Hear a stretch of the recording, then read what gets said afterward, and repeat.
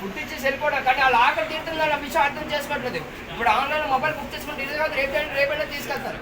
కానీ మేమేంటి వాళ్ళు food order పెడుతున్నాం, ఆహారం మేము తీసుకెళ్ళి ఇవ్వాలి.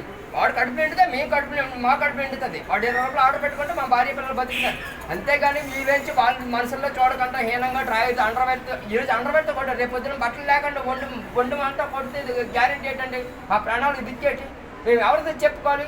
ఈరోజు అనిల్ మీద జరిగింది, ఇది కక్ష కట్టుకొని మళ్ళీ అతను జైలు నుంచి రిలీజ్ అయిన తర్వాత ఆయన స్పాట్లో ఎక్కడ చంపేసి ఉంటే అప్పుడు మా పరిస్థితి ఏంటి?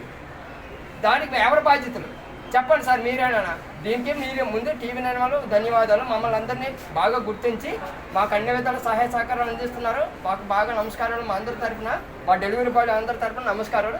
కాకపోతే మమ్మల్ని మనుషుల్లా గుర్తించి మా డెలివరీ బాయ్స్ అందరికీ సేఫ్టీ సెక్యూరిటీ గార్డు ఏర్పాటు చేసి అన్ని విధాలు మమ్మల్ని ఆదుకోవాల్సిందిగా మా జొమాటో యాజమాన్యాన్ని, స్విగ్గీ యాజమాన్యం, మొత్తం అందరూ ఆన్లైన్ యాజమాన్యాన్ని సవినంగా కోరుకుంటున్నాం.